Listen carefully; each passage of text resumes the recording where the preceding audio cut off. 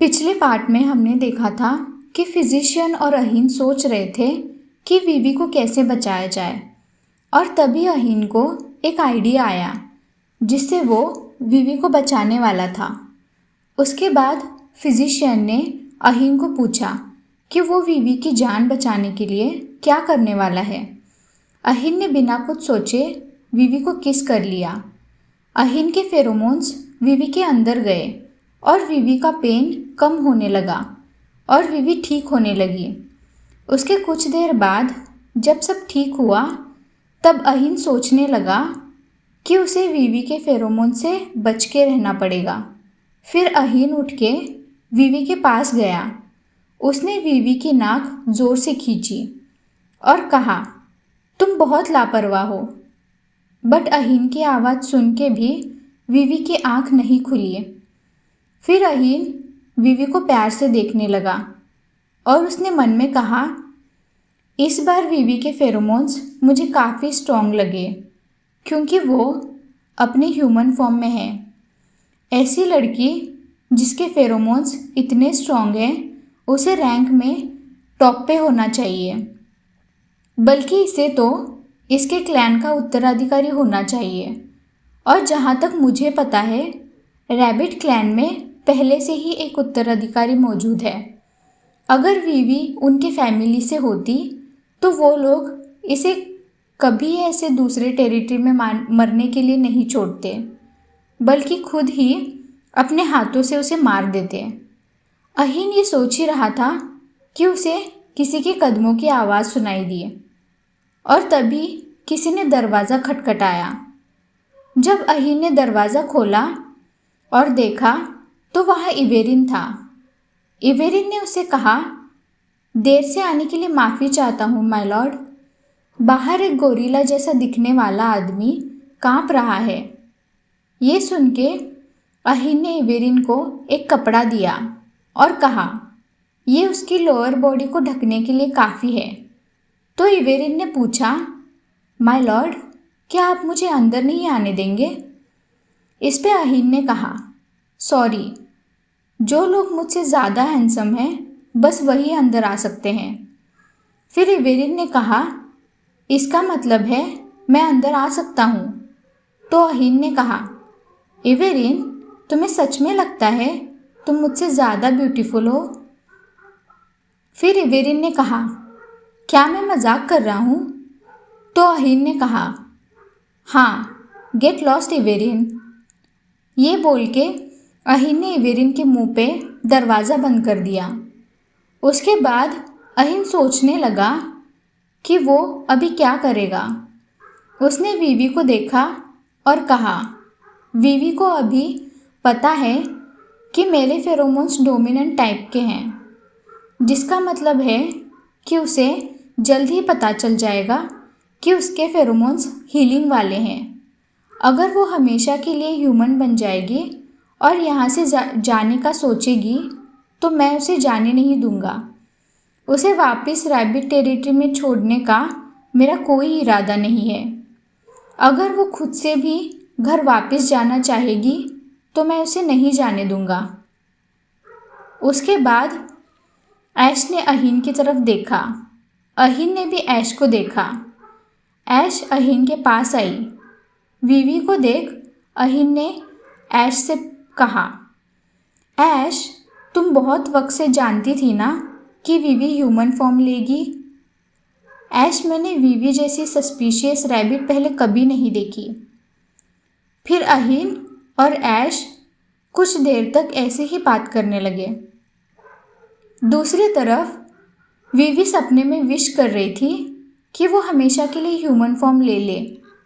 फिर जब उसकी आँख खुली तो उसने देखा कि वो रैबिट नहीं थी, बल्कि वो अभी तक ह्यूमन फॉर्म में ही थी।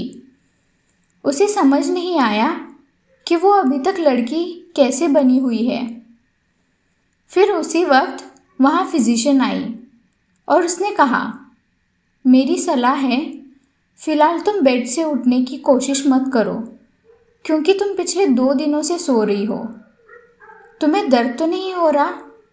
मैं बताना भूल गई, तुम्हारे साथ जो आया था वो तुम्हारे लिए कुछ कपड़े खरीदने के लिए बाहर गया है। वो पास में ही गया है, कुछ देर में आ जाएगा। क्या मैं तुम्हें चेक करूं? अगर तुम्हें ठीक नहीं लग रहा है तो। फिर फिजिशियन ने विवी का चेकअप किया और वो चली गई। विवी वहाँ अकेली थी, इसलिए वो अकेले बैठ के सोचने लगी कि वो फिजिशियन बहुत हेल्पफुल थी और वो कुछ ज़्यादा ही बात करती थी। और वो उसने मन में ये भी कहा, अहिन ने मुझे किस कैसे किया, इससे अच्छा तो वो मेरी गर्दन पे काट लेता। अहिन के फेरोमोन्स जबकि डोमिनेंट हैं, इसका मतलब ये है कि मेरे फेरोमोन्स हीलिंग टाइप के हैं। मैं अभी अपने फेरोमोन्स के साथ एक्सपेरिमेंट नहीं कर सकती क्योंकि मुझे डर है कि मैं फिर से रैबिट ना बन जाऊँ।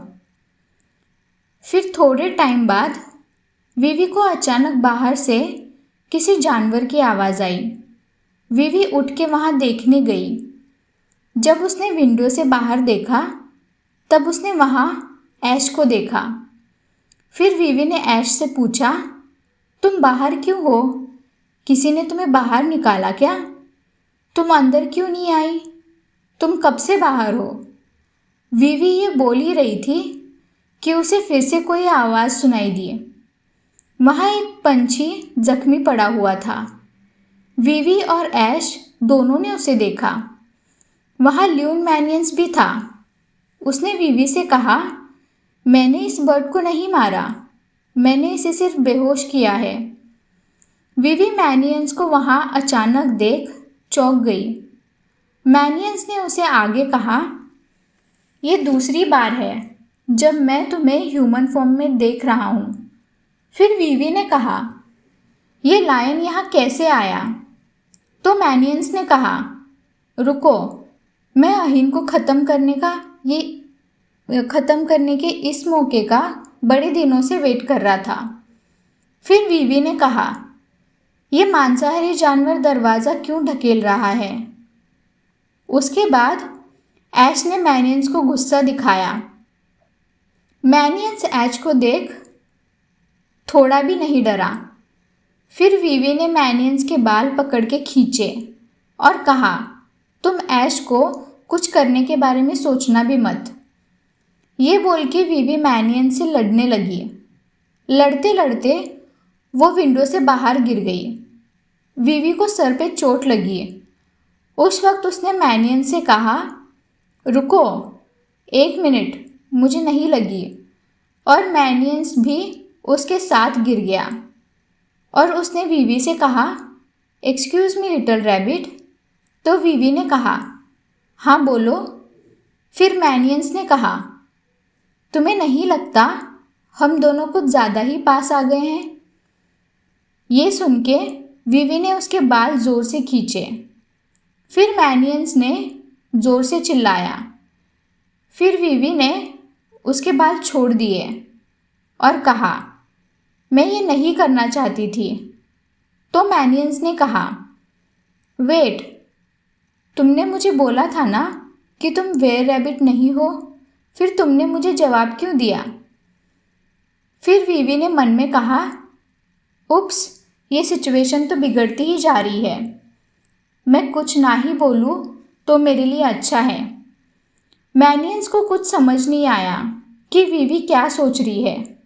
तभी अचानक दूसरी तरफ से फिर से किसी की आवाज़ आई। विवी को लगा कि वो आवाज़ गोरिल्ला की होगी। तभी वहाँ से किसी ने चिल्ला के कहा, इवेरिन उठो, इवेरिन उठो। जहाँ विवी और ऐश ये सुन के शॉक हो गए थे, वहाँ मैनियंस ने कहा, मुझे अभी अभी एक चूहे की याद आई। ये सुन के विवी ने उससे पूछा, तुमने क्या किया है? तो मैनियंस ने कहा, मैंने बोला ना, मैंने बस थोड़ा शॉक दिया है। ये सुन के विवी को और ज़्यादा गुस्सा आया, इसलिए उसने मैनियंस के बाल और ज़ोर से खींचे और कहा, हे, तुमने इवेरिन के साथ क्या किया है? तभी फिर से एक बार किसी ने विवी को लिटिल रैबिट करके बुलाया। वीवी को समझ नहीं आया कि उसे लिटिल रैबिट नाम से कौन बुला रहा है। जब उसने वहाँ ध्यान से देखा तब उसने वहाँ देखा वहाँ गोरिल्ला था। गोरिल्ला रोते हुए वीवी को आवाज़ लगा रहा था। देखते ही देखते वीवी वहाँ से अचानक गायब हो गई। दूसरी ओर अहिन फिजिशियन के घर वापस लौट आया। जब वो फिजिशियन के घर आया तब उसने वहाँ देखा इवेरिन, ऐश और फिजिशियन सब लोग बेहोश पड़े हुए थे। स्पेशली इवेरिन और फिजिशियन को होश ही नहीं था। अहिन ने वहाँ मैसेंजर बर्ड को भी बेहोश देखा और गोरिल्ला जो रो रहा था उसे भी। अहिन ने उन लोगों के पास मैनियंस के फेरोमोन सूंघे और कहा, मैनियंस ने बदला ले ही लिया। उसने एवेरिन को भी बुरी तरह से बेहोश कर दिया है।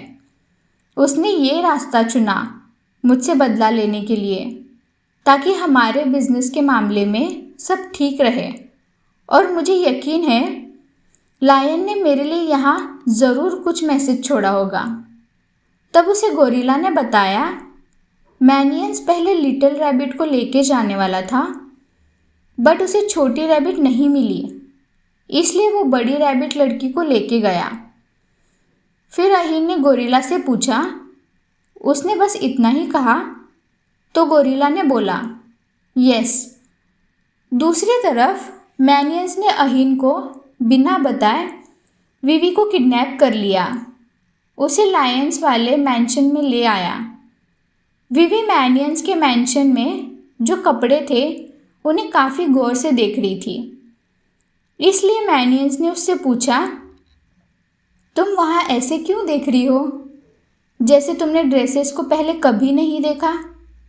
तो वीवी ने कहा, क्योंकि मैं यहाँ पहली बार आई हूँ इसलिए, और मैंने कभी वो कपड़े नहीं पहने। मैंने आज तक सिर्फ ये नाइट गाउन और फर ही देखा है। तुम मुझे यहाँ क्यों लाए हो? फिर मैनियंस ने कहा, क्योंकि तुम ऐसे कपड़े पहन के बाहर बिल्कुल नहीं जा सकती। तो वीवी ने कहा, और मुझे बाहर लाया किसने? वीवी ने और भी कहा, मुझे ठीक से चलना भी नहीं आता, इसलिए मैं यहाँ से भाग भी नहीं सकती। अगर भागूंगी तो भी मुझे नहीं पता मैं सेफली वापस जा पाऊंगी। मुझे वापस जाना है फिजिशियन के पास, मुझे ले चलो। फिर मैनियंस ने कहा, मैं तुम्हें शाम में वापस भेज दूंगा, क्योंकि तब तक अहिन परेशान हो के ख़त्म हो जाएगा। तो वीवी ने कहा, वो मुझे कभी तलाश नहीं करेगा। फिर मैनियंस ने कहा, ओ रियली, तुम शर्त लगाना चाहोगी? ये सुन के वीवी ने मैनियंस को देखा और मन में कहा, ये बोलने में और दिखने में अहिन की तरह ही दुष्ट है, बट बुरा इंसान नहीं है। मुझे कोई दिक्कत ना हो इसका उसने शुरुआत से बहुत अच्छे से ध्यान रखा है। मुझे यकीन है अहिन को मैनियंस की ये अच्छी साइड पता होगी। शायद अहिन मेरे आने तक वेट नहीं करेगा या फिर वेट करेगा। फिर मैनियंस ने कहा, मुझे पता है अहिन कैसा है, इसलिए मैं यकीन से कह सकता हूँ वो यहाँ नहीं आएगा। बट तुम्हें नहीं लगता वो अभी तक गुस्से से लाल हो गया होगा? मुझे ये भी लगता है कि उसे अब तक पता चल गया होगा कि तुम एक वेयर रैबिट हो और तुम उससे परेशान हो गई हो, ये भी उसे पता चल गया होगा। तो क्या तुम मेरा साथ दोगी उसे और परेशान करने में? तो वीवी ने कहा, ये लड़का, मुझे लगता है ये शुरुआत से मुझ पर नज़र रख रहा है। फिर मैनियंस ने कहा, क्या तुमने जानबूझकर अपने बाल इतने बढ़ाए हैं? तो वीवी ने कहा, ये जानबूझकर मुझसे ऐसे बेतुके सवाल कर रहा है, पता नहीं इसके दिमाग में क्या चल रहा है। वीवी खुद के लिए कुछ नहीं कर पा रही थी। वीवी को ऐसे देख मैनियंस ने कहा, मुझे पूरी तरह से दिख रहा है, तुम्हारी आंखें थोड़ी खुली हैं, है ना? और इतने अच्छे एक्सप्रेशंस के साथ ऐसे सोफे पे गिरना बहुत मुश्किल है। तुम बहुत अच्छी एक्ट्रेस हो। ये सुन के वीवी ने कहा, तुम मुझे परेशान कर रहे हो मांसाहारी जानवर। फिर मैनियंस ने कहा, मैंने सुना तुमने जो कहा। रुको वीवी, शायद तुम्हारे कपड़े तैयार हो गए, चलो देखते हैं। उसके बाद वीवी ने मैनियंस ने जो उसके लिए कपड़े बनवाए थे वो पहने और फिर लेस्टिन, मैनियंस और वीवी मैंशन में खाना खाने के लिए इकट्ठा हुए। खाने में मैनियंस ने बहुत सी चीज़ें बनवाई थी। उसने वीवी को भी खाना शुरू करने कहा। वीवी इतना सारा खाना देख के बहुत खुश हुई। वीवी ने सोचा कि वो तो हमेशा से बस घास ही खा रही थी। तभी अचानक लेस्टिन ने मैनियंस से पूछा, लॉर्ड मैनियंस, आपके बालों को क्या हुआ? तो मैनियंस ने कहा, तुमने इस नए हेयर स्टाइल के बारे में नहीं सुना है क्या? फिर लेस्टिन ने कहा, ऐसा लग रहा है जैसे आपको किसी ने बुरी तरह से मारा है। ये सुन के वीवी ने मैनियंस की तरफ गौर से देखा और कहा, अभी मैं जब इसे गौर से देख रही हूँ, मैनियंस के माउथ के साइड में थोड़ी चोट भी लगी है। क्या सच में मैनियंस बहुत मुश्किल में होगा जब वो लायन फॉर्म में था? फिर लेस्टिन ने पूछा, क्या ये वही रैबिट है जो फ्रेश ब्रेड की तरह स्मेल करती है? तो मैनियंस ने कहा, नहीं लेस्टिन, मैंने तुम्हें बटरफ्लाई की स्मेल कहा था। फिर लेस्टिन ने कहा, मुझे तो रैबिट से बस अहीन के फेरोमोन्स की ही स्मेल आ रही है। तो मैनियंस ने कहा, मुझे यकीन है ये अहीन ने ही किया होगा जब वो दोनों साथ थे। फिर लेस्टिन को अचानक शॉक लगा और उसने वीवी से पूछा, क्या तुम एक वेयर ह्यूमन हो? सच बताना, क्या तुम सच में वेयर ह्यूमन हो? ये सुन के मैनियंस ने कहा, लेस्टिन, तुम्हें ये एक ही बार पूछना चाहिए और ये सवाल तुम्हें बहुत पहले ही पूछना चाहिए था। लेस्टिन का ये रिएक्शन देख वीवी को अजीब फील हुआ, क्योंकि अभी तो सबको पता चल गया वीवी एक वेयर ह्यूमन है। उसके बाद लेस्टिन ने डर के मारे वीवी से कहा, मुझे टच मत करना। तो वीवी ने कहा, मैंने तो कुछ भी नहीं किया तुम्हें। फिर मैनियंस ने कहा, उसकी तरफ ध्यान मत दो वीवी, वो बस हर चीज़ से डरता फिरता है। चलो तुम खाना खाओ। सामने खाना देख वीवी ने कहा, मैंने पहले कभी ये सब नहीं खाया, इसलिए मुझे समझ नहीं आ रहा मैं क्या करूं। मैंने बस अभी तक दूसरों को खाते देखा है, बट मुझे नहीं पता इंसान कैसे खाते हैं। मैं ट्राई कर सकती हूँ। अगर लायन ने मुझे अजीब तरीके से खाते हुए देखा तो मुझ पे और शक करेगा। तभी अचानक मैनियंस ने कहा, वीवी, तुम्हें नहीं खाना है। अगर तुम सोच रही हो कि ये खाना खाने से तुम्हें कुछ होगा तो मैं बता दूँ, ये खाना खा के तुम बिल्कुल बीमार नहीं होंगी। तो वीवी ने कहा, ये बात नहीं है, मुझे बस घर जाना है। अब तो शाम भी होने वाली है, मुझे वापस जाना है, मुझे जाना है ल्यून।